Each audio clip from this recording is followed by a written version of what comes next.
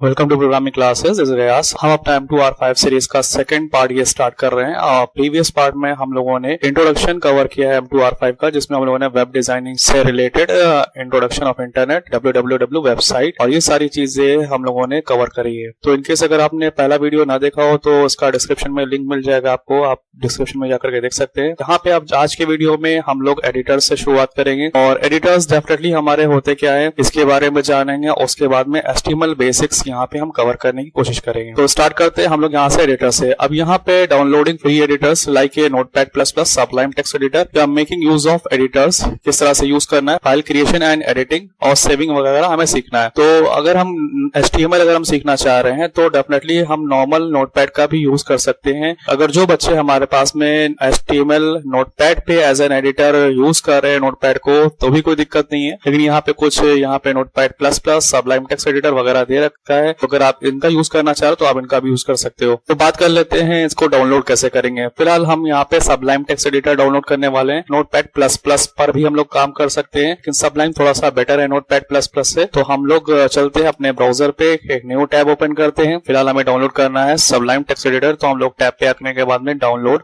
Sublime text editor लिख लेंगे। यहाँ पे ध्यान देना है कि हम लोग जो ऑपरेटिंग सिस्टम यूज कर रहे हैं तो 32 बिट यूज कर रहे हैं, तो हम लोग 32 बिट सर्च करेंगे। बाय डिफॉल्ट जो भी हमारा सेटअप मिलता है वो 64 बिट के लिए मिलता है, लेकिन हमारा जो हम लोग सिस्टम यूज कर रहे हैं, मेरा जो सिस्टम है वो हमारा 32 बिट है। तो हम लोगों ने यहाँ पे डाउनलोड 32 बिट हम लोगों ने सर्च किया है। चेक करने के लिए कि हम लोग कितने बिट का ऑपरेटिंग सिस्टम यूज कर रहे हैं, तो हम लोग सिंपल सा माई कंप्यूटर की प्रॉपर्टी पे आ जाएंगे। जैसे कि हम विंडोज 8 यूज कर रहे हैं तो दिस पीसी, जहां पे भी आपको दिस पीसी का आइकन मिला है, प्रॉपर्टीज पे आकर के आप चेक कर सकते हैं कि आप कितने बिट का ऑपरेटिंग सिस्टम यूज कर रहे हैं। तो यहाँ पे हमें दिख रहा है हमारा जो भी सिस्टम का टाइप है वो 32 बिट है। तो आप अपने सिस्टम के अकॉर्डिंग अपना सेटअप डाउनलोड कर सकते हैं। तो जब हम इस पेज पे पहुंचेंगे तो हमारे पास में विंडोज और विंडोज 64 बिट ऑप्शन दे रखा है। तो हम लोग यहाँ पे विंडोज पे क्लिक करने वाले हैं।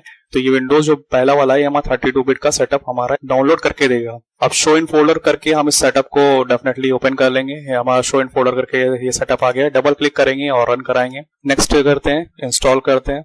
सबलाइम एडिटर का यूज करने का फायदा हमारा एक ये भी है कि हमें यहाँ पे कोड कम से कम टाइप करना है, हमारा काफी टाइम सेव कर लेता है और एग्जीक्यूशन भी हम लोग बहुत फास्ट देख सकते हैं। फिनिश पे क्लिक करते हैं तो ये अब हमारा डाउनलोड हो चुका है और साथ ही साथ इंस्टॉल भी हो चुका है। तो अब अगर हम इसको विंडो की प्रेस करके देखें और सबलाइम सर्च करें तो हमारा सबलाइम टेक्स्ट एडिटर यहाँ पे मिल रहा है। तो सबलाइम अभी हमारा इंस्टॉल हो चुका है। इसको मैक्सिमाइज कर लेते हैं। बाय डिफॉल्ट इसकी जो स्क्रीन आती है वो ब्लैक कलर की आती है। तो अभी तक हम लोगों ने एडिटर अपना डाउनलोड कर लिया है और अभी थोड़ा सा हम लोग HTML का बेसिक पार्ट स्टार्ट करने वाले हैं कि HTML होता क्या है, कैसे काम करना उस पर। तो सबसे पहले हम लोग HTML बेसिक्स में इंट्रोडक्शन देखेंगे और इस सेशन में हम लोग पहला टॉपिक ही अपने HTML का फॉर्मेटिंग टैग्स कवर करने वाले हैं। सबसे पहले तो डेफिनेटली हम लोग इंट्रोडक्शन देखेंगे, उसके बाद में हेड सेक्शन एलिमेंट्स क्या होते हैं वो देखेंगे। देन फॉर्मेटिंग टैग्स में हम लोग bold, italic, underline, strike through, div, pre tag, anchor links and name anchor links, image tag, paragraph, comments, इतना पार्ट हम लोग इस सेशन में कवर करेंगे। सबसे पहले अपना बेसिक्स जान लेते हैं कि HTML है क्या। तो HTML का फुल फॉर्म हमारा हाइपर टेक्स्ट मार्कअप लैंग्वेज है और डेफिनेटली हम लोग जब भी हाइपर टेक्स्ट मार्कअप या फिर किसी भी मार्कअप लैंग्वेज का हम लोग यूज़ करते हैं तो वहाँ पे हम लोग वेब पेज बना रहे होते हैं। लेकिन HTML की खासियत ये है कि हमारा वेब पेज बनाने के लिए basically hyper text markup language यानी HTML यूज़ होता ही होता है और it describes the structure of a web page definitely. तो हमारी बॉडी जो भी होती है वो सपोर्टेड होती है एक स्केलेटन पे, जो कि हम लोगों ने डेफिनेटली बायो में भी पढ़ा ही होगा। तो वैसे ही हमारा HTML का जितना भी पेज बनता है तो वो उसमें HTML का स्ट्रक्चर डेफिनेटली आता ही आता है। It consist of series of elements, यानी यहाँ पे जितने भी आप काम करेंगे सब एलिमेंट्स के अंदर या फिर हम इसको कह सकते हैं टैग्स के अंदर करेंगे। और जो एलिमेंट्स या फिर टैग्स जो होते हैं वो ब्राउजर पे किस तरह से डिस्प्ले करना है अपने आप को ये बताते हैं। HTML labels pieces of content such as this is heading, this is a paragraph, this is a link etcetera. इसका मतलब यही है कि बहुत सारे पार्ट यहाँ पे होंगे, हो सकता है कुछ हेडिंग के लिए यूज हो रहे हो, कुछ पैराग्राफ के लिए यूज हो रहे हो, कुछ लिंक के लिए यूज हो रहे हो और फर्दर हो सकता है टेबल या फिर लिस्ट वगैरह के लिए यूज हो रहे हो। इतनी बेसिक चीज थी जो हम लोगों ने HTML के बारे में जानी। यहाँ पे एक चीज लिखी हुई नहीं है, वो हम आपको बताना चाहेंगे। जब आप अपना प्रोग्राम सेव करेंगे तो जब भी आपको अपना वेब पेज सेव करना होगा तो हम लोग अपनी फाइल का जो भी नाम देना चाहे, सपोज हम अपनी फाइल का नाम XYZ देना चाह रहे हैं तो XYZ देने के बाद में डेफिनेटली हमें डॉट लगा के .htm या फिर XYZ जो भी हमारी फाइल का नाम है .html, ये दो तरीके होते हैं हमारे पास में जिससे हम लोग अपनी HTML की फाइल सेव कर सकते हैं। तो ये काम हम लोगों को थोड़ा सा ध्यान रख के कर लेना है। और इनकेस हमसे कुछ पूछा जाता है जैसे कि HTML फाइल का एक्सटेंशन क्या होता है, तो उस टाइम पे हम लोग आंसर यही देंगे कि हमारा HTML फाइल का एक्सटेंशन .htm हो सकता है या फिर हमारी HTML फाइल का एक्सटेंशन .html हो सकता है। अब यहाँ पे हमारा जो भी बेसिक स्ट्रक्चर है, तो सबसे पहले बेसिक स्ट्रक्चर की बात हुई यहाँ पे।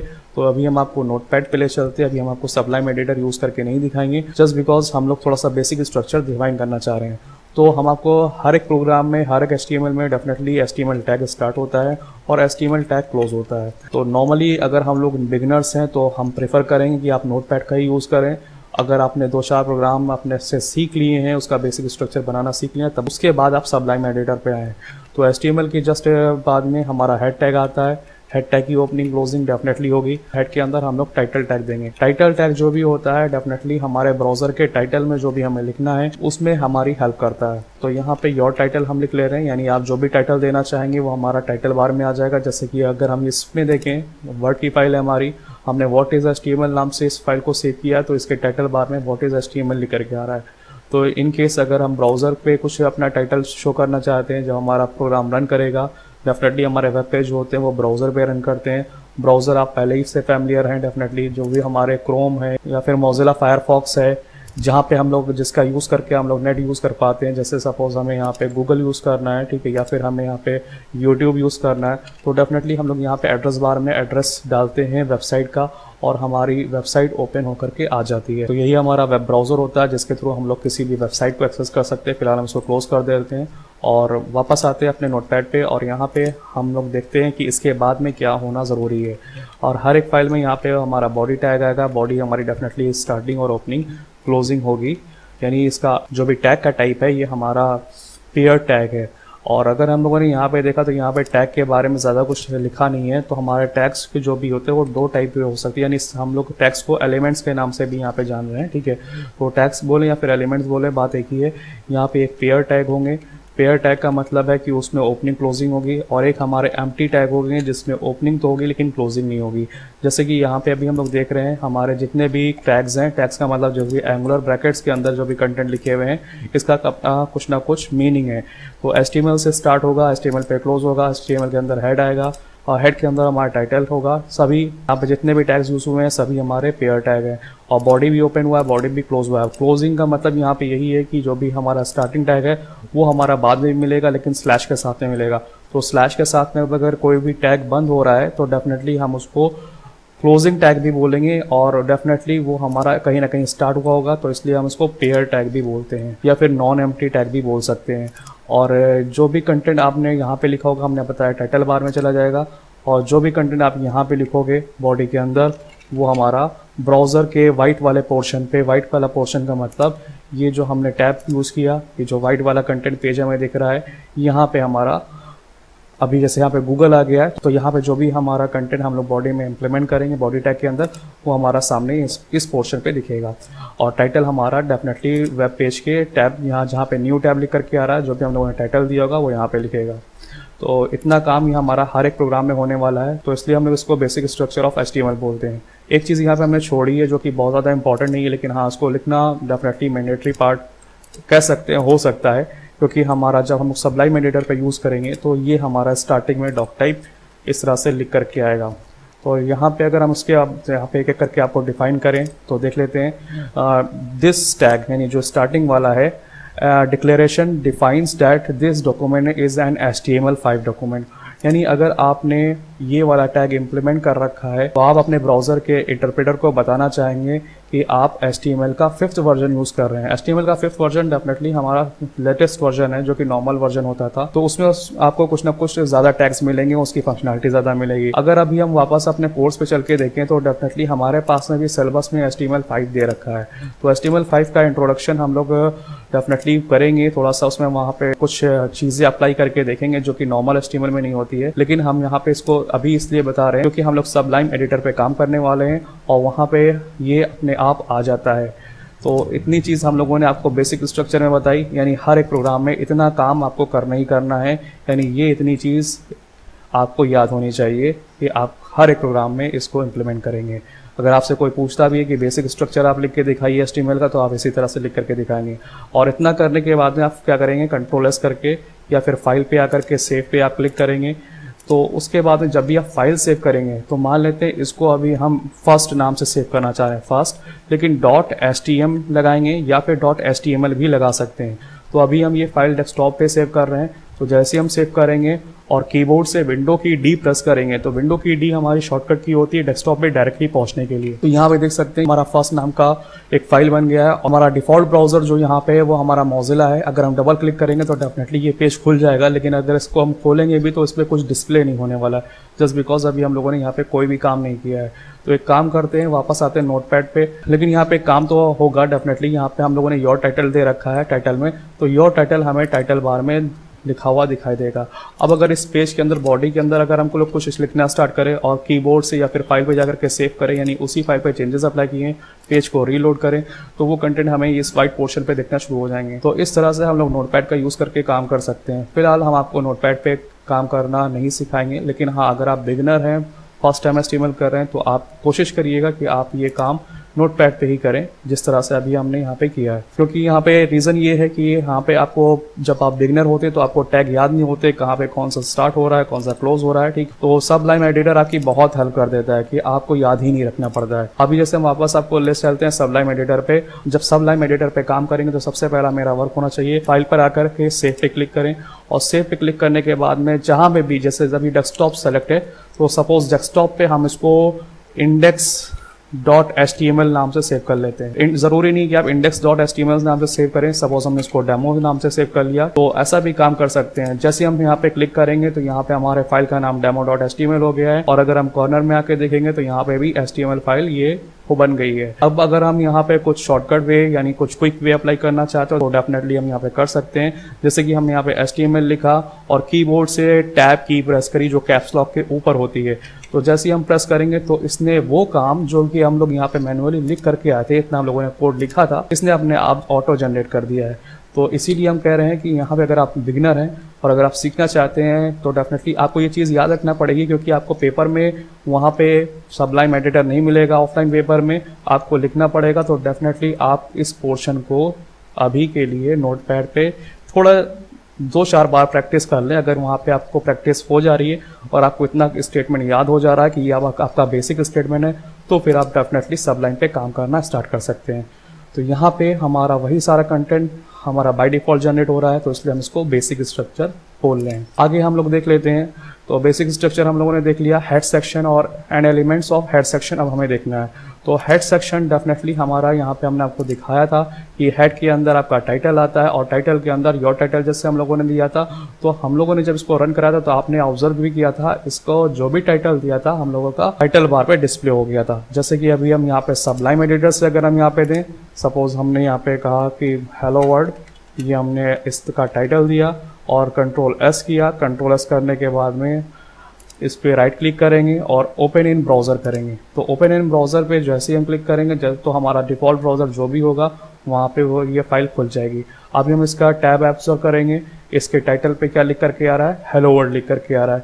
यानी what ever the changes I had made here, यहाँ से वो चेंजेस वहाँ पे अप्लाई हो गए। तो हेड के अंदर टाइटल आएगा, और अगर यहाँ पे अगर हमने हेड मिस कर दिया तो कोई दिक्कत की बात नहीं है, बस यहाँ पे बेसिक स्ट्रक्चर में से हेड हट जाएगा। Ctrl+S करके अगर हम वापस जाकर के ब्राउजर पे रिफ्रेश करें तो कोई दिक्कत की बात नहीं है, प्रोग्राम में कोई एरर नहीं आएगी, बस यहाँ पे टाइटल चला जाएगा। जो भी पाथ होगा जहाँ पे ये फाइल सेव हो रही है उस पाथ को यहाँ पे डिस्प्ले कराने लगेगा। तो head part is optional part, अगर आप चाहें तो उसको हटा सकते हैं। अगर हेड हटाएंगे तो डेफिनेटली उसका टाइटल भी हट जाएगा, तो थोड़ा सा इसका ध्यान रखेंगे। फिर हम लोगों को फॉर्मेटिंग टैग्स देखने हैं। फॉर्मेटिंग टैग्स में सबसे पहले हम आपको bold, italic, underline, strike through करना सिखाएंगे, उसके बाद में थोड़ा सा फिर आगे बढ़ेंगे। मान लेते हैं कि सपोज हमें कंटेंट पे कुछ बोल्ड करना है, कुछ कंटेंट को हमें इटैलिक करना है। तो अभी हमने आपको दिखाया जैसे कि हेलो देयर हम यहाँ पे लिख दे रहे हैं, और Ctrl+S करके वापस चलते हैं ब्राउज़र पे जहाँ पे हमारी फाइल सेव है। तो यहाँ पे हेलो देयर लिख करके आ रहा है, बट अभी ये हमारा नॉर्मल टेक्स्ट है। सपोज हमें इसको बोल्ड में कन्वर्ट करना है, तो यहाँ पे हम लोग क्या करें, नेक्स्ट लाइन पे आए, ठीक है। इसका भी शॉर्टकट है, क्योंकि अब ये क्या है, सबलाइम एडिटर जो हमारा है वो हमारा सजेशन देता है। सपोज हमने स्टार्टिंग ब्रैकेट लिखा और बी लिखा तो ये देखिए सजेशन देने लगा। तो यहाँ पे बहुत हेल्प मिल जाती है जो कि नोटपैड पे नहीं मिलती है। तो बी टैग की हमारी स्टार्टिंग हो गई है। और अगर हम यहाँ पे हेलो देयर लिख रहे हैं और उसके बाद में इसको हमने जैसे दिखेगा ऑब्जर्व करिएगा, हमने एंगुलर ब्रैकेट लगाया, उसके बाद स्लैश जैसे ही पुट करेंगे वो बी टैग अपने आप ऑटो क्लोज कर देगा, यानी वही कंटेंट हमारा अभी बोल्ड में दिखने वाला है। अब हम कंट्रोल एस कर लेते हैं और वापस चलते हैं। ये काम हम लोग कीबोर्ड के ऑल्ट और टैब से कर रहे हैं। ऑल्ट और टैब से जितना भी आपका कंटेंट टास्क बार पे यानी इस जगह पे खुला होगा, ओपन होगा, वो आपको यहाँ पे दिखने लगेगा। जिस विंडो पे आपको जाना है आप वहाँ पे जाकर के कीबोर्ड से ऑल्ट की छोड़ देंगे तो आप वहाँ पे वापस पहुँच जाएंगे, उस जगह पे पहुँच जाएंगे। अब सपोज हम फिर से ऑल्ट टैप कर रहे हैं, जैसे अभी हमारा सबलाइन यहाँ पे दिख रहा है या फिर हमारा नोटपैड दिख रहा है, और अगर हमने यहाँ पे अब ऑल्ट की छोड़ी कीबोर्ड से तो हमारा नोटपैड हाईलाइट हो जाएगा। मान लेते हैं कि हमें सबलाइन पे आना है, तो सबलाइन पे आ गए, दो बार टैप प्रेस किया है बिना हमने ऑल्ट को छोड़े हुए, और अब हम कीबोर्ड से ऑल्ट की छोड़ देंगे तो हम इस विंडो पे आ जाएंगे। तो हो सकता है कि हम यहाँ पे स्विचिंग करें तो आपको कंफ्यूज नहीं होना है कि हम ये काम कैसे कर रहे हैं। ऑल्ट टैप से जिस विंडो पे जाना है वहाँ पे आ जाएंगे। तो अभी हम लोग वहाँ पे सबलाइन एडिटर पे अगर आपको याद है तो हम लोगों ने बी टैग इम्प्लीमेंट किया हेलो देयर पे। तो वापस आते हैं यहाँ पे और इसको रिफ्रेश करके देख लेते हैं। अपने ब्राउजर को रिफ्रेश करने के लिए आप यहाँ पे भी क्लिक कर सकते हैं, या फिर आप यहाँ पे शॉर्टकट की कंट्रोल आर है, कंट्रोल आर का भी यूज़ करके, जैसे हम यहाँ पे ले गए वहाँ पे बताने लगा है कि कंट्रोल आर का भी यूज़ करके आप इसको रिफ्रेश कर सकते हैं। या फिर आप कीबोर्ड से फंक्शन की F5 जो F1 F2 F3 सबसे टॉप पे होती है उसमें F5 की अगर आप कीबोर्ड से प्रेस कर रहे हैं तब भी आप रिफ्रेश कर पाते हैं। और जैसे ही हम लोगों ने रिफ्रेश किया है हमारा कंटेंट बोल्ड में कन्वर्ट हो गया है। अगर हमें सेम टेक्स्ट को, जैसे कि हमने यहाँ पे कहा कि यही टेक्स्ट को नीचे कॉपी करना है, तो यहाँ पे शॉर्टकट की है इसके लिए कंट्रोल शिफ्ट डी, यानी वही कंटेंट फिर से नीचे कॉपी हो गया। अब यहाँ पे सपोज इस दोबारा कंटेंट को, सेम कंटेंट को हमें क्या करना है, इटैलिक में करना है। तो इटैलिक में हम लोग आई यूज़ करेंगे, आई टैग ओपन होगा और आई टैग हमारा क्लोज होगा। यहाँ पे हम लोग कंट्रोल एस करने के बाद में रिफ्रेश करते हैं तो हेलो देयर हमारा साथ में आ रहा है, जबकि हम लोगों ने यहाँ पे एंटर प्रेस करके नेक्स्ट लाइन में भेज रखा था, लेकिन तभी ये हेलो देयर दो बार हमारा साथ में आ रहा है। एक हमारा बोल्ड का आ रहा है, एक हमारा इटैलिक का आ रहा है। तो HTML बाय डिफॉल्ट हमारा लाइन चेंज नहीं करता है। अगर आप चाह रहे हो कि यहाँ पे ये दूसरा हेलो देयर नीचे वाली लाइन में आए, तो आपको जहाँ पे पहले वाली लाइन है उसके बाद में आपको एक टैग यूज करना है, उसका नाम है BR tag. BR means breaking of line, यानी इतना लिखने के बाद में हमारी लाइन ब्रेक हो जाए और हमारा नया कंटेंट नेक्स्ट लाइन से स्टार्ट हो। तो कंट्रोल एस करते हैं अभी और वापस चल करके ऑल्ट टैब का यूज करके वापस चलते हैं और रिफ्रेश करते हैं। F5 हमने प्रेस किया तो हमारा कंटेंट रिफ्रेश होने के बाद में अलग अलग लाइन में दिख रहा है। अब मान लेते हैं फॉर्मेटिंग टैग में हमें एक नया टैग यूज करना है जो कि हमारा U टैग है। U means underline. तो यहाँ पे भी हम पहले BR यूज कर लेते हैं और कंट्रोल शिफ्ट डी प्रेस करते हैं ताकि यही कंटेंट हमारा नीचे कॉपी हो जाए। कंट्रोल शिफ्ट डी, तो हेलो देयर हमारा फिर से नीचे कॉपी हो गया, लेकिन दिस टाइम हम लोग क्या करना चाह रहे हैं, हम लोग अंडरलाइन के लिए यू टैग यूज करना चाह रहे हैं। तो यू हम लोगों ने यहाँ पे भी पुट किया, यू हम लोग यहाँ पे भी पुट करते रहते हैं और कीबोर्ड से कंट्रोल एस करते हैं, वापस चलते हैं ऑल्ट टैब और रिफ्रेश करेंगे F5। तो हमारा जो नया कंटेंट आ रहा है वो अंडरलाइन में आ रहा है। तो बोल्ड, इटैलिक, अंडरलाइन तीनों हम लोगों ने देख लिए। एक बार वापस चलते हैं अपने कोर्स मटेरियल पे, तो यहाँ पे हम लोगों ने बोल्ड, इटैलिक, अंडरलाइन करना सीख लिया है। और अगर हम ये चाहें ऐसा भी हम कर सकते हैं कि किसी एक सिंगल टेक्स्ट पे हम लोग बोल्ड, इटैलिक, अंडरलाइन तीनों कॉल करना चाह रहे हैं तो ऐसा भी काम कर सकते हैं। सपोज हमने बी लिखा और हमने टैब प्रेस किया तो बोल्ड के हमारे ब्रैकेट्स आ गए हैं। अगर हमने आई लिखा और टैब प्रेस किया तो आई के आ गए हैं। यू लिखा और टैब की प्रेस करी तो हमारा यू आ गया है। अब इसके अंदर हम लोग जो भी लिखेंगे, सपोज हम राइटिंग है प्रोग्रामिंग क्लासेस, तो डेफिनेटली प्रोग्रामिंग क्लासेस हमारा बोल्ड, इटैलिक, अंडरलाइन तीनों ही करके आएगा। यानी ये कंटेंट हमारा बोल्ड भी है, इटैलिक भी आ रहा है और अंडरलाइन भी इसके नीचे आ रही है। तो ऐसा भी काम कर सकते हैं, किसी कंटेंट पे अगर हमें तीनों टैग लगाना है तो तीनों टैग भी लगा सकते हैं। नेक्स्ट हमारा टॉपिक था यहाँ पे स्ट्राइक थ्रू। अंडरलाइन के बाद में स्ट्राइक थ्रू था। स्ट्राइक थ्रू का मतलब होता है कि जैसे हमारे कुछ टेक्स्ट होते हैं, सर्टेन टाइम कुछ प्राइस दिया होता है। आप लोगों ने ऑनलाइन वेबसाइट पे देखा होगा, जो भी ई कॉमर्स की वेबसाइट होती है, कि ये प्रोडक्ट 450 का है, लेकिन उस पर कटा हुआ एक लाइन आ रही है और अब ये आपको 300 समथिंग का मिल रहा है। तो ऐसे टेक्स्ट हमारे जो भी होते हैं वो स्ट्राइक, हमारे पास में एक टैग है STRIKE, स्ट्राइक लिखेंगे और यहाँ पे मान लेते हैं कि 500 रुपीज़ हमने लिख दिया और इसको हमने फिर से स्ट्राइक से क्लोज कर दिया। आपने स्लैश पुट किया था, इसने स्ट्राइक ऑटो टाइप कर दिया है। तो इतनी हेल्प ये मेरी करता है सबलाइम का एडिटर। कंट्रोल एस करते हैं, वापस चलते हैं। वापस जाने के बाद में ब्राउजर पे जहाँ पे एग्जीक्यूशन चल रहा था वहीं पहुंच जाते हैं, F5 करते हैं। तो अभी आप देख सकते हैं 500 रुपीज हमारा स्ट्राइक आउट होकर के आ रहा है, यानी स्ट्राइक थ्रू टैग के जरिए हम लोगों ने इसको कट कर दिया है। तो अगर यहाँ पे अगर आपको लगता है कि यहाँ पे सेम लाइन में आ रहा है तो आप क्या करेंगे, प्रीवियस लाइन में आपका BR इंट्रोड्यूस नहीं था, आप BR टैग को यूज कर लेंगे। और एक चीज आपने ऑब्जर्व करी होगी, जितने भी टैग अभी हम लोगों ने यूज किए हैं सबकी ओपनिंग भी हो रही है और सबकी क्लोजिंग भी हो रही है, यानी स्लैश के साथ में वो सारे टैग बंद हो रहे हैं। लेकिन BR एक लौता एक ऐसा टैग है जो ओपन तो हुआ है अभी तक फिलहाल, लेकिन अभी क्लोज कहीं नहीं हम लोगों ने किया है। तो BR हमारा एक तरह का एम्प्टी टैग है। एम्प्टी टैग का मतलब इसकी ओपनिंग होगी लेकिन इसके लिए क्लोजिंग ब्रैकेट्स नहीं होंगे। क्लोजिंग ब्रैकेट्स कैसे होते हैं हमने आपको थोड़ी देर पहले बताया है कि स्लैश के साथ में वही टैग हमारा अगर फिर से रिपीट हो रहा है तो इसका मतलब वो क्लोज हो रहा है। तो BR कभी भी क्लोज नहीं होगा, BR हमारा एम्प्टी टैग है। तो कंट्रोल एस कर लेते हैं, वापस आकर के अपने ब्राउजर पे रिफ्रेश करते हैं और चेंजेस देखते हैं, डेफिनेटली आ गए। अब ऐसा कोई ज़रूरी पार्ट नहीं है कि आपको सिर्फ ये प्राइस पे ही अप्लाई करना है। अगर मान लेते हैं कि अगर हम यहाँ पे फिर से प्रोग्रामिंग क्लासेस लिख देते हैं तो डेफिनेटली आप ऑब्जर्व करेंगे कि आपका कंटेंट जो भी आपने स्ट्राइक के अंदर लिखा है वो आपका स्ट्राइक थ्रू हो गया है। तो स्ट्राइक टैग का यूज हम लोग इस तरह से करेंगे। अब डेफिनेटली ये धीरे धीरे चीजें जो हम लोग पढ़ रहे हैं इसके थ्रू हम लोग कोई ना कोई वेब पेज बना सकते हैं। तो ये हम एक तरह से अभी स्क्रैच से स्टार्ट कर रहे हैं, तो धीरे धीरे हम लोग चल रहे हैं। और अगर आपको पेपर में लिखने के लिए भी आएगा तो डेफिनेटली इसी तरह से आएगा कि ये टैग क्या कर रहा है, इसका इंप्लीमेंट कैसे करना है। और कुछ क्वेश्चन इसमें यहाँ पे दिए हैं लास्ट में, तो वो भी हम आपको कराएंगे at the end of the series. फिर हमारा एक टैग है div tag. div tag basically container tag होता है। ये हमें एक स्पेस प्रोवाइड करता है जहां पे आप कंटेंट को लिख सकते हैं। div टैग बताने से पहले हम आपको p टैग के बारे में भी बताना चाहेंगे। p टैग हमारा होता है पैराग्राफ के लिए। तो अगर हम यहाँ पे कीवर्ड होता है लॉरम एप्सम, एक वेबसाइट है जिसका ये रेफरेंस लेकर के वहां के कंटेंट ऑटोमेटिक उठा लेता है। जैसे हमने यहाँ पे लॉरम लिखा और हम लोग कीबोर्ड से टैब की प्रेस करेंगे तो इसने इतने कंटेंट ऑटोमेटिक उठा लिए हैं। कंट्रोल एस करते हैं, वापस जाकर के ब्राउजर पे जहां पे एग्जीक्यूशन चल रहा था वहां पे जाकर के देखते हैं, F5 करते हैं। तो एक तरह से हमारा पूरा पैराग्राफ टाइप का आ रहा है। लेकिन अभी ये बहुत ज्यादा हमें खूबसूरत नहीं दिख रहा है, कह सकते हैं। डेफिनेटली इसकी लैंग्वेज पे ना जाइएगा, ये कुछ शायद अदर लैंग्वेज ही है, इंग्लिश नहीं है, ठीक है। तो हम लोग क्या करते हैं, इस कंटेंट को एक p टैग के अंदर प्रेजेंट करवा देते हैं, यानी p फॉर पैराग्राफ। तो जैसे ही हमने p टैग लिखा और इसको हम लोगों ने जहां तक भी हमारा पैराग्राफ जा रहा है वहां पे जाकर के p को क्लोज किया, तो अब ये कंटेंट हमारा पैराग्राफ की तरह ट्रीट होगा।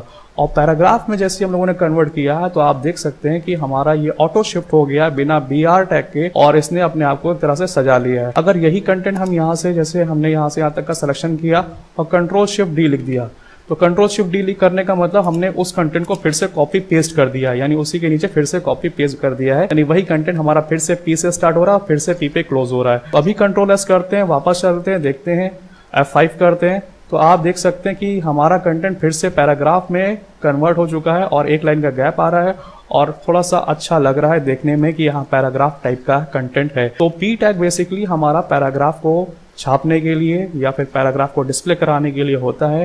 तो अभी हम p टैग को यहाँ से हटा दे रहे हैं फिलहाल, और यहाँ पे अब div टैग का यूज हम आपको दिखाते हैं। सपोज आपने div लिखा और उसके बाद में कीबोर्ड से टैब की प्रेस करी तो div टैग जनरेट हो गया है। अब यहाँ पे जो भी हमें कंटेंट लिखना है वो हम p के अंदर लिखेंगे, यानी p टैग के अंदर लिखेंगे।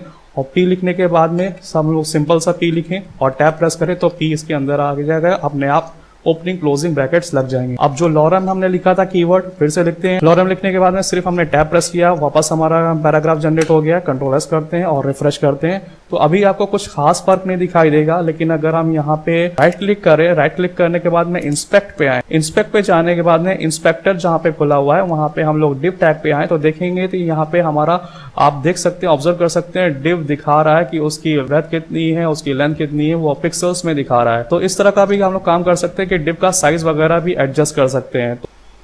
तो फिलहाल div के बारे में इतना ही जानेंगे और इसको हम लोग थोड़ा सा और मॉडिफाई कर सकते हैं। डेफिनेटली इसका हम लोग लुक एंड फील बहुत अच्छा कर सकते हैं, लेकिन उसके लिए थोड़ा सा हमें CSS पढ़ना पड़ेगा। तो CSS अभी हमारे आने वाले ट्यूटोरियल्स में डेफिनेटली आप देखेंगे, तो वहाँ पे आप div टैग को और डेकोरेट होता हुआ देखेंगे। तो फिलहाल अभी इतना ही यहाँ पे रखते हैं। अब नेक्स्ट क्वेश्चन हम लोग देख रहे हैं सिलेबस का। नेक्स्ट क्वेश्चन में हमारा प्री टैग दे रखा है। प्री टैग हमारा एक तरह का टैग होता है जो कि हमारे टेक्स्ट को प्री डिफाइंड फॉर्मेट में लिखने का काम करता है। अब सपोज यहां से हम div टैग हटा दे रहे हैं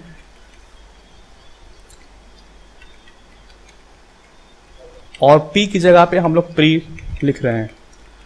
प्री का काम है एक प्री रिटन फॉर्मेट में कंटेंट को डिस्प्ले करवा देना। अभी हम लोगों ने कंट्रोल एस कर लिया है, वापस ब्राउजर पे चलते हैं और ये नीचे वाला पार्ट हम क्लोज कर देते हैं, F5 कर देते हैं। F5 करते ही हमारा ये दिख रहा है, ये टाइपराइटर फॉर्मेट में हमारा कुछ कंटेंट आ गया है। तो जब भी हम लोग प्री टैग का यूज करेंगे तो हमारे कंटेंट प्री डिफाइंड एक फॉन्ट स्टाइल में चेंज हो जाएगा और ये जो फॉन्ट स्टाइल होता है ये टाइपराइटर स्टाइल होता है। हम लोगों ने यहाँ पर थोड़ा सा प्री टैग के बारे में भी लिख रखा है, इसके बारे में पढ़ लेते हैं कि जो प्री टैग या फिर प्री एलिमेंट होता है हमारा, it is use to displayed in fix width और फॉन्ट, एक फिक्स विड्थ में फॉन्ट को डिस्प्ले करवाता है and the text preserve both spaces and line breaks.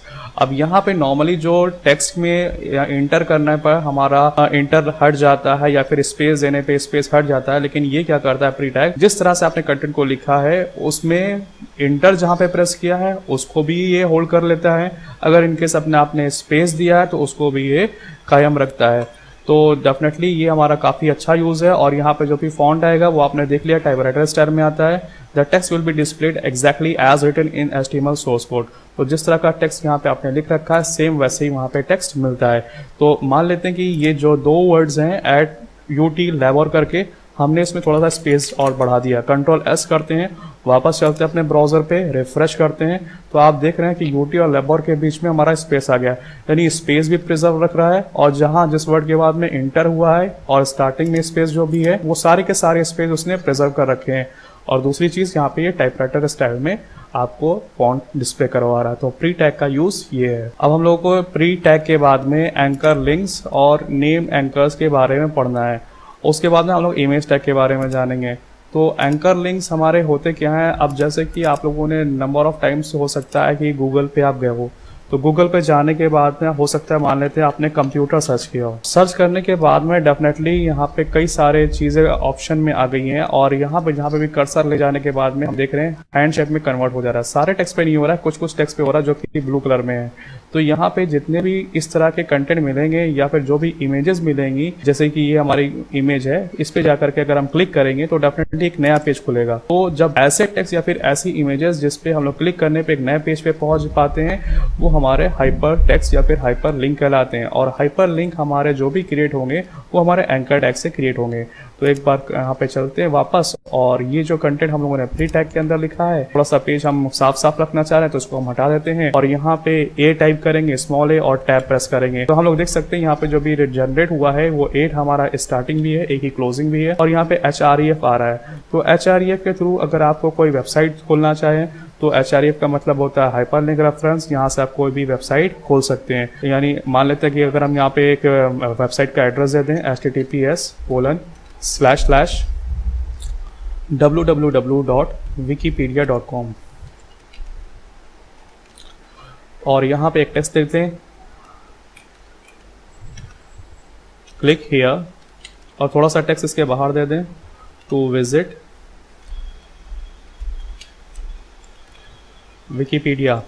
तो इतना करने के बाद में कंट्रोल S करेंगे, वापस चलेंगे अपने ब्राउज़र पे जहाँ पे हम लोग काम कर रहे थे और ये वाली फाइल जो थी हमारी F5 करेंगे तो रिफ्रेश करके हम लोग देख सकते हैं यहाँ पे click here to visit Wikipedia लिख करके आ रहा है।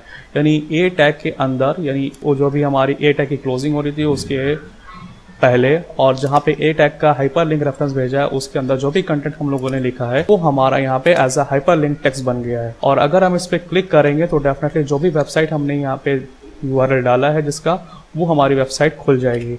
तो यहाँ पे क्लिक करके एक बार वेरीफाई कर लेते हैं, क्लिक करते हैं तो जैसे हम लोगों ने क्लिक किया यहाँ पे URL चेंज हो गया है और विकीपीडिया का पेज हमें खुलता हुआ दिखाई दे रहा है। तो इस तरह से हम लोग हाइपर लिंकिंग कर सकते हैं। तो अगर हम यहाँ पे देखें हम लोग एंकरिंग कैसे करेंगे, एंकर लिंक क्रिएट कैसे करेंगे, हम लोगों ने सीख लिया है। नेम्ड एंकर टैग्स क्या होते हैं इसके बारे में जान लेते हैं, या फिर हम इसको इंटरनल लिंकिंग के भी नाम से जान सकते हैं कि इंटरनल लिंकिंग कैसे कर रहे हैं। तो कभी कभी हो सकता है कि जिस तरह से अभी हमने यहाँ पे कर रखा है तो हमारा पेज काफ़ी ज़्यादा बड़ा सा हो और हम यहाँ पे गो डाउन पे क्लिक करें तो हम नीचे आ जाएं, अगर टॉप पे क्लिक करें तो ऊपर आ जाएं। तो अभी आप ऑब्जर्व कर रहे हैं कि हमें स्क्रॉल बार प्रेस नहीं करना पड़ रहा है, हम गो डाउन पे क्लिक कर रहे हैं तो नीचे आ जा रहे हैं और अगर हम टॉप पे क्लिक कर रहे हैं तो वापस हमारा पेज ऑटो स्क्रॉल हो रहा है। तो इस तरह का अगर हमें लिंकिंग करना हो, इंटरनल लिंकिंग टाइप का करना हो तो डेफिनेटली हम लोग ये काम कर सकते हैं। और इसके लिए हमें करना क्या होगा, हमें सबसे पहले एक टैग क्रिएट करना होगा। अभी फ़िलहाल हम लोग यहाँ पे ए टैग का यूज़ करेंगे और यहाँ पे हम लोग नेम एट्रीब्यूट यूज़ करने के बाद में कुछ यहाँ पे वैल्यू दे देंगे, XYZ सपोज हमने वैल्यू दे दी। अब उसके बाद में हो सकता है कि जिस टेक्स्ट पे हमें आना हो हम उसका यहाँ पे कुछ कंटेंट लिख दे रहे हैं, suppose this is my first line. और इसके बाद में डेफिनेटली जैसे कि हम लोगों ने कुछ देर पहले पी टैग का यूज़ करके हम लोगों ने लॉरम का यूज़ किया था ताकि हमारा कुछ पैराग्राफ जनरेट हो, तो वही काम हम लोग यहाँ पे लॉरम का यूज़ करके कर ले रहे हैं। तो ये हम लोग कर क्यों रहे हैं, ताकि हमें इस तरह का पेज, जैसे कि अभी हम लोग यहाँ पे देख रहे थे, कुछ हमारा कंटेंट जब होगा तभी तो डेफिनेटली पेज हमारा स्क्रॉल होगा। तो इस तरह का पेज क्रिएट करने के लिए हम लोग यहाँ पे कॉपी पेस्ट थोड़ा सा कर ले रहे हैं। तो इतना कॉपी पेस्ट कर लेंगे कि हमारा पेज थोड़ा सा फिल हो जाए, ठीक है। तो अभी हमारा स्क्रॉल बार यहाँ पे जनरेट हो चुका है और this is my first line यहाँ पे लिख करके आ रहा है। तो हम चाह रहे हैं कि अगर यहाँ पे हम एक लिंक ऐसा क्रिएट करें, इस पर क्लिक करें तो डेफिनेटली हमारा पेज ऑटो स्क्रॉल होकर के ऊपर आ जाए। तो अब वो जो हम लोगों ने नेम दे रखा है यहाँ पे ऊपर टॉप पर, इस XYZ को हमें नीचे से रेफर करवाना है, ठीक है। तो अब इसके लिए हम लोग डेफिनेटली ए टैग का फिर से यूज़ करेंगे और यहाँ पे अब हम लोग हैश सिंबल के साथ में जो भी हम लोगों ने ऊपर कीवर्ड यूज़ किया था XYZ वो यहाँ पे अप्लाई कर देंगे। और यहाँ पे जो भी आपको कंटेंट आप चाह रहे हो लिखना वो आप लिख लो, वो आपका हाइपरलिंक बन जाएगा। जैसे हम यहाँ पे लिख ले रहे हैं, click here to go on top of this page.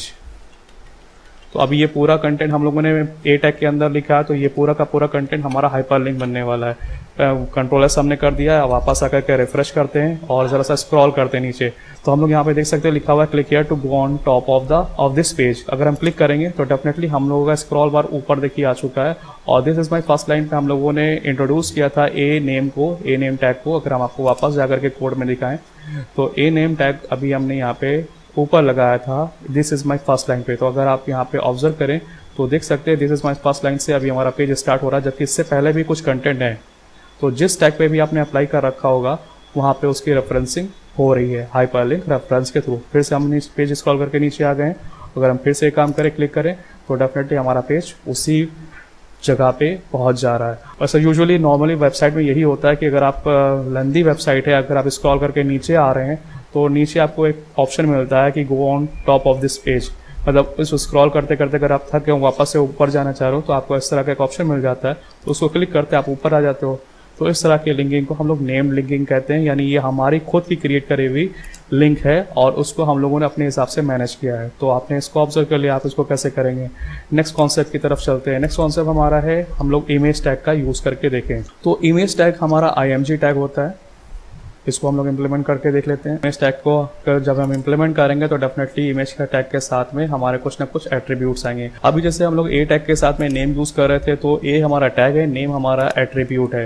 यानी टैग के साथ में जो एडिशनल इन्फॉर्मेशन हमारी मिलती है वो हमारे एट्रीब्यूट कहलाएगी और इक्वल्स टू के साथ में जो भी हमारे दूसरे साइड पर लिखा होगा वो उसकी वैल्यू कहलाएगी।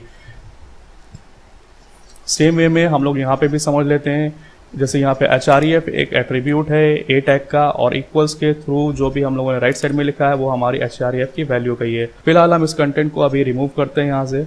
ये हम लोगों ने ए टैग ऑलरेडी देख रखा है तो हम इतना हटा देते हैं और इस यहाँ पे अब आने के बाद में डेफिनेटली हम IMG टैग का यूज़ करना चाह रहे हैं। तो हम IMG लिखेंगे और टैब प्रेस करेंगे तो हम देख सकते हैं IMG टैग हमारा आ गया है और इसके भी क्लोजिंग ब्रैकेट्स नहीं आए, यानी ये भी एक तरह का एम्प्टी टैग है।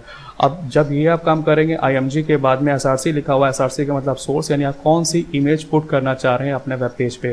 डेफिनेटली वेब पेज पे बहुत सारी हमारे इमेजेस हो सकती हैं, तो यहाँ पे एक चीज़ का ध्यान रखना है, अगर आपकी फाइल, जैसे हमारी फाइल अभी डेस्कटॉप पे सेव हो रही है और डेस्कटॉप पे ही कोई इमेज पड़ी हुई है, जैसे हमारे यहाँ पे इंडेक्स 2 नाम की इमेज ये पड़ी हुई है, तो इनकेस अगर आप सेम लोकेशन से उठा रहे हैं तो आप डायरेक्टली ऐसा भी काम कर सकते हैं कि नाम टाइप कर दीजिए सिर्फ इमेज का index2.jpg।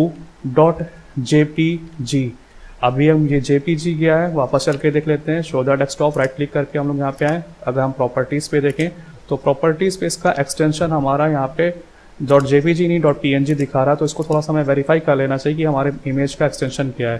तो .png है हमारा, तो जो भी एक्सटेंशन होगा हम लोग यहाँ पे आगने के बाद में जो भी फाइल का हमारा एक्सटेंशन है वो हम यहाँ पे टाइप कर देंगे। कंट्रोल एस करते हैं, वापस चलते हैं अपने ब्राउजर पे जहाँ पे हम लोग एग्जीक्यूशन देखते हुए आए अभी तक, F5 करते हैं तो आप देख सकते हैं कि हमारा इमेज वो वहाँ से लग करके आ रही है।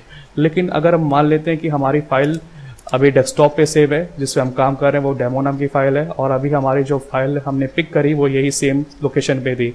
इन केस हम मान लेते हैं कि हम किसी डिफरेंट लोकेशन से, जैसे कि हमारे पिक्चर्स गैलरी में भी बहुत सारी पिक्चर्स पड़ी हुई है, और हो सकता है कि हम पिक्चर्स में कोई एक पिक्चर सेलेक्ट करना चाह रहे हैं। सपोज हम यहाँ पे ये वाली पिक्चर हम यहाँ पे लगाना चाह रहे हैं, तो अब इसका भी जो भी नाम है, तो अब इसका नाम या तो इतना लंबा नाम अगर आपको देने में लगता है कि आप गलत कर दोगे, तो आप यहाँ पे रीनेम कर लो, इसको छोटा नाम दे दो। तो हम यहाँ पे इसको IMG नाम दे देते हैं, और इसका भी हम लोग एक्सटेंशन चेक कर लेंगे प्रॉपर्टीज पे आगे, तो इसका एक्सटेंशन .jpg है। तो अब ये वाली फाइल हम अगर यहाँ पे सोचें कि हमें ये पिक करना है, हमने यहाँ पे फाइल का नाम दिया, IMG लिखा, IMG लिखने के बाद में हम लोगों ने JPG लिखा, तो डेफिनेटली हम यहाँ पे काम सही कर रहे हैं। Ctrl+S करेंगे, वापस चलेंगे ब्राउज़र पे, तो अभी हमारी इमेज विजिबल नहीं होगी। ये थोड़ा सा ऐसा तो शो हो रहा है कि इमेज आना तो चाह रही थी, लेकिन हमारा यहाँ पे कुछ एरर आ गई है। तो अब ये काम क्यों हुआ? जस्ट बिकॉज हमारी जो भी फाइल सेव है ये डेस्कटॉप पे सेव है, और जहाँ से हम इमेज उठा रहे हैं उस इमेज की लोकेशन कुछ और है, यानी वो हमारी, अगर हम यहाँ पे क्लिक करें तो वो पिक्चर्स में पड़ी हुई है। तो हम जिस इमेज को दो डिफरेंट लोकेशन से उठाएंगे, हम लोग को राइट क्लिक करके उस इमेज पे प्रॉपर्टीज देख लेंगे। प्रॉपर्टीज अगर हम देखेंगे तो यहाँ पे फुल पाथ यहाँ पे लोकेशन के आगे दिखा रहा होगा। ये पाथ हमें यहाँ से कॉपी कर लेना है। हम सेलेक्ट करेंगे इसको, राइट क्लिक, कॉपी किया, ओके किया। अब हमें ये पाथ इस जगह पे इमेज से पहले ये पाथ हमें पेस्ट कर देना है, और जहाँ पे भी पिक्चर्स हम लोगों का फोल्डर था इसके अंदर ये IMG नाम की पिक्चर आ रही थी। अब इससे पहले भी या इसके बीच में भी हमें स्लैश जो पहले से लगे हुए आ रहे हैं उसी तरह का स्लैश हमें यहाँ पे इम्प्लीमेंट कर देना है। तो अभी जो हमारी इमेज नहीं आ रही थी, Ctrl+S करते हैं, यहाँ पे वापस चलते हैं ब्राउजर पे और रिफ्रेश करके देखते हैं कि इमेज हमारी डिस्प्ले हो रही कि नहीं। तो यहाँ पे डिस्प्ले नहीं हो रही है, हो सकता है कि हमारा ब्राउजर का भी इशू हो सकता है। तो ये पेज का URL हम यहाँ से कॉपी कर रहे हैं, और इस पेज को सर्टेन टाइम ब्राउजर भी हमारा दिक्कत करता है, तो इमेज हमारी लोड नहीं होती है, और इसको आकर के हम लोग गूगल क्रोम पे इस पेज को पेस्ट कर रहे हैं जो भी हम लोगों ने URL कॉपी किया वहां से। इंटर हिट करते हैं तो अभी आप देख सकते हैं इमेज हमारी डिस्प्ले हो गई है। और एक काम फिर से हम आपको करके दिखाते हैं, जैसे हम लोगों ने ब्राउजर भी चेंज किया है। अगर हम ये पाथ यहाँ से हटा दें, Ctrl+S करें, तो देखते हैं कि हमारी क्या इमेज लोड हो रही है इस ब्राउजर पे। तो अभी इमेज नहीं लोड हो रही, एरर आ रही है। यानी ये वही चीज़ है कि अगर सेम लोकेशन पे आपकी HTML फाइल और सेम लोकेशन पे आपकी इमेज नहीं होगी तो ये एरर आएगी। तो अगर आपकी अलग अलग लोकेशन है तो इमेज का आपको फुल पाथ पास करना पड़ेगा। वो आप किस तरह से कॉपी पेस्ट करोगे वो हमने आपको बता दिया है। Ctrl+S करते हैं, वापस रिफ्रेश कर लेते हैं। और अब यहाँ पे अगर हम देखें तो इमेज के साथ साथ कुछ यहाँ पे इमेज के एट्रीब्यूट भी होते हैं। एक तो SRC है, एक हमारा ऑल्ट एट्रीब्यूट है। ऑल्ट एट्रीब्यूट अब यहाँ पे हो सकता है कि हम कुछ इमेज का नाम डिस्प्ले करवाना चाह रहे हो। सपोज यहाँ पे हम साइबर लिख देते हैं, Ctrl+S करते हैं, वापस जाते हैं और रिफ्रेश करते हैं, कर्सर को लेकर के जाते हैं इमेज पे। फिलहाल यहाँ पे ये अभी कुछ नाम नहीं शो कर रहा है, लेकिन हमारे सर्टेन ब्राउजर ऐसे होते हैं कि यहाँ पे कर्सर ले जाने पे इमेज का नाम शो करने लगते हैं। और अगर हम यहाँ पे अभी कुछ पाथ में गलती करें, जैसे हम पाथ पहले से नहीं दे रहे थे, Ctrl+X कर लें, Ctrl+S करें और सेव करते हैं, रिफ्रेश करते हैं। तो अभी देखिए ऑल्ट ने अपना काम किया है। ऑल्ट का मतलब ऑल्टरनेट है, यानी अगर इमेज डिस्प्ले नहीं होगी तो हमारा क्या आएगा, यानी वो नाम लिख करके आ जाएगा जो भी आपने ऑल्ट के साथ में पास किया होगा। तो हम ये भी बता रहे हैं, कभी कभी ऐसा भी होता है, कुछ ब्राउजर ऐसे भी सपोर्टिव ब्राउजर होते हैं कि यहाँ पे वो अगर आप कर्सर लेकर के जा रहे हो तो जो भी आपने ऑल्ट में लिखा है वो यहाँ पे डिस्प्ले करवाने लगता है। ये ब्राउजर टू ब्राउजर आपको डिफरेंस मिलेगा। जैसे अभी हम यही इमेज मोजिला पे चला रहे थे तो हमारी नहीं चल रही थी, पाथ देने के बाद में भी गूगल क्रोम पे चल गई है। अब यहाँ पे हो सकता है कि आप इस इमेज का हाइट और विड्थ भी सेट करना चाह रहे हो तो आप कर सकते हो। तो इमेज के साथ में पहला एट्रीब्यूट जो मोस्ट इंपॉर्टेंट है वो SRC है, देन ऑल्ट हो सकता है। ये जरूरी एट्रीब्यूट नहीं है, ऑप्शनल एट्रीब्यूट है। अगर आप लगाना चाहें लगाएं, ना लगाना चाहें तो छोड़ दें। अगर आपको हाइट और विड्थ सेट करनी है तो आप HEIGHT हाइट आपने लिखा, और यहाँ पे सपोज हमने 100 पिक्सल्स में वैल्यू भेज दी। px means pixels. अगर हमें विड्थ भी सेट करनी है तो हमने विड्थ लिखा इज इक्वल्स टू, हमने यहाँ पे 50 px यानी 50 पिक्सल यहाँ पे विड्थ हमने भेज दी। Ctrl+S करेंगे, वापस चलेंगे, रिफ्रेश करेंगे तो देखेंगे हमारी इमेज छोटी हो गई है। जितना भी हमने साइज दिया है उसके अकॉर्डिंग उसने काम कर लिया है। अगर हम इसको थोड़ा बढ़ाना चाह रहे हैं तो हाइट हम इसको 200 कर लें, और इसको हम लोग 150 करके देख लेते हैं। Ctrl+S करते हैं, वापस चलते हैं, रिफ्रेश करते हैं तो अभी इमेज थोड़ी सी बड़ी हो गई है। तो इसको हम लोग हेड एंड ट्रायल बेसिस पे अपने आप से लगा कर देखेंगे कि हमारी इमेज का साइज क्या आ रहा है।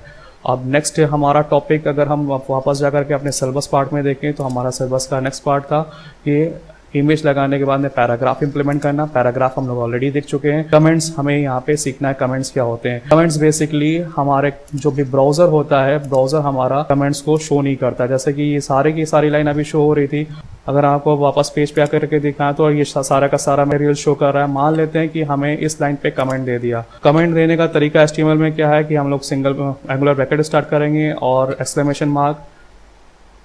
तो जैसे हमने डैश डैश किया है, सारा का सारा हमारा कंटेंट ग्रे कलर में या फिर डार्कर मोड में चला गया है। तो उसके बाद में जितना भी कंटेंट हमें कमेंट में डालना है वो हम लास्ट में जाकर के हाई डैश डैश और यहाँ पे ब्रैकेट दे देते हैं। तो ये लाइन अभी जो ऊपर वाली वो हमारी कमेंट में चली गई है। तो कमेंट में जो भी लाइन चली जाती है वो हमारी डिस्प्ले नहीं होती है। अभी कंट्रोल एस करते वापस चलते हैं और देखते हैं। अभी जैसे हम लोगों ने यू टैग हम लोगों ने कमेंट लगा दिया है तो अंडरलाइन वाला पोर्शन पूरा का पूरा गायब होने वाला है। यानी ये 2 लाइन हमें ऊपर दिखेगी, तीसरी लाइन गायब हो जाएगी, फिर प्रोग्रामिंग क्लासेस लिख करके आएगा। रिफ्रेश करते हैं तो देखिए आपकी वाली लाइन गायब हो गई है। पॉइंट हमारा बेसिकली ब्राउजर इग्नोर मार देता है। अगर हम कुछ भी लाइन लिख रहे हैं, सपोज यहाँ पे हमने एक और लाइन लिखी, जैसे ये लाइन लिखी, कंट्रोल एस किया, वापस गए ब्राउजर पे, रिफ्रेश किया, तो वो हमारा कंटेंट डेफिनेटली लिखा हुआ यहाँ पे मिलेगा। ये हमारा जो भी हमने कंटेंट ऐड किया था ये हमारा कंटेंट ऐड हो गया है। सपोज ये हमें कंटेंट नहीं दिखाना है तो हम यही काम करेंगे, एंगुलर ब्रैकेट से स्टार्ट करेंगे, एक्सक्लेमेशन मार्क, हाइफन, और जहाँ तक भी हमें इसको देना है हम हाइफन के बाद में फिर से एंगुलर ब्रैकेट क्लोज कर देंगे। कंट्रोल एस करते वापस चलते हैं ब्राउजर पे। अभी ये कंटेंट हमारा वहाँ पे कोड में तो लिखा है लेकिन यहाँ से गायब हो गया है। तो जो भी हम लोग कमेंट यहाँ पे कर रहे हैं पोर्शन वो हमारा यहाँ से गायब हो जा रहा है, यानी इंटरप्रेटर उसको एग्जीक्यूट नहीं करवा रहा है। कमेंट का यूज अगर आपसे पूछा जाए तो यहाँ पे प्रोग्रामिंग में डेफिनेटली हम लोग कमेंट का यूज इसलिए करते हैं कि हो सकता है कि कुछ यहाँ पे हम बताना चाह रहे हो, जैसे कि हमने यहाँ पे बोल्ड टैग या फिर इटैलिक टैग क्यों लिखा है या फिर हमने इस पेज पे क्या किया है। जैसे हम लोग लिख लें this is my first demonstration page. तो डेफिनेटली जब इस नेक्स्ट टाइम में बंदा कोई भी खोलेगा इस पेज को तो समझ जाएगा कि यहाँ पे कमेंट में जो लिखा हुआ है हो सकता है बच्चों को डेमोन्स्ट्रेट करने के लिए, या हो सकता है कि बच्चों का फर्स्ट प्रोग्राम था इसके लिए यहाँ पे ये बनाया गया है। तो कंट्रोल एस करते हैं, डेफिनेटली ये लाइन प्रिंट होने वाली नहीं है। तो हम लोगों ने अपने HTML सेक्शन का फर्स्ट पार्ट कवर कर लिया है जो कि हमारा फॉर्मेटिंग टैग्स को लेकर के था। हम लोगों ने कमेंट्स तक यहाँ पे प्रोसीड कर लिया है। अब नेक्स्ट सेशन में हम लोग टेबल्स के बारे में सीखेंगे। Thanks for watching and stay tuned with us.